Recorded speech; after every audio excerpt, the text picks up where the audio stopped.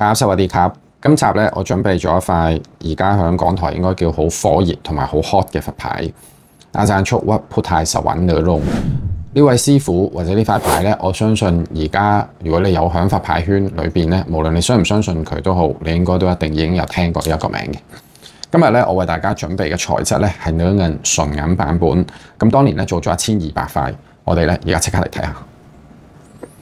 嗱，同每一次一樣啦，當你拎起塊佛牌嘅時候，你首先要先睇下佢個牌帽啱唔啱。鋁龍咧4個角都係有罅好嘅，咁佢有一部分咧有頂圈，有一部分咧係冇頂圈。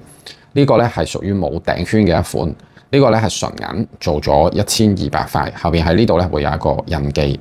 而家咧我哋首先睇下嗱，金屬牌咧同大家講咗好多次噶啦，一拎起塊鏡咧先睇下佢個鼻，睇個鼻咧唔係睇真假，睇下佢品相好唔好。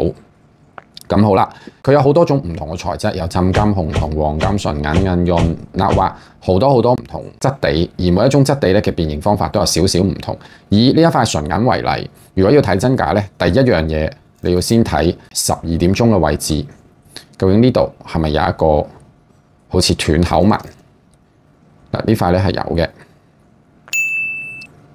大家睇唔睇到？呢個紋係點樣形成嘅咧？係因為個帽咧原本呢度係有一個圈嘅，咁我哋去將個帽咧 cut 斷咗，唔留呢一個圈啦，所以咧上邊係冇圈，而且咧係會有呢一個印記喺度。假牌咧，我暫時見到咧就未有嘅呢一個印記，呢度咧有2條線嘅，大家應該睇得好清楚啦。第二樣嘢，罅虎個鼻係有一點凹咗入去嘅，喺呢度睇咧應該都清楚。好輕微嘅啫，有一點係凹咗入去嘅。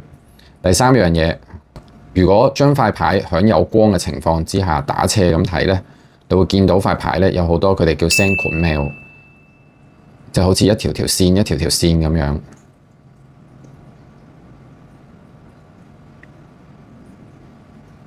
佢係遍佈晒成塊牌上面都有嘅。另外我講嘅嗱，呢度呢啲字一定要好獨立好分明，唔可以蒙啦。咁好啦，後邊咧呢度會有一個印記。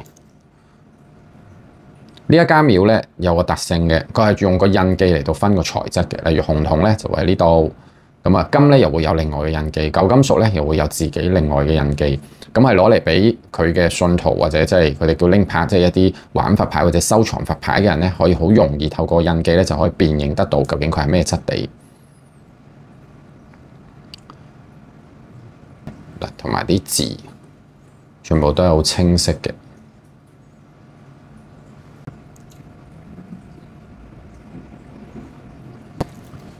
好啦，牌咧就睇完啦。如果熒光幕前嘅某一位朋友，你哋有想揾任何材質嘅鋁龍，或者你有任何材質嘅鋁龍想出售的話咧，都歡迎 WhatsApp 或者 Line。咁如果我睇咗啱的話咧，我會即時聯絡你哋。咁我哋到時咧就之後先再傾價錢。我係 AC 香港睇法行，多謝你哋鍾意我嘅 AC 教睇佛牌，確估埋我哋級。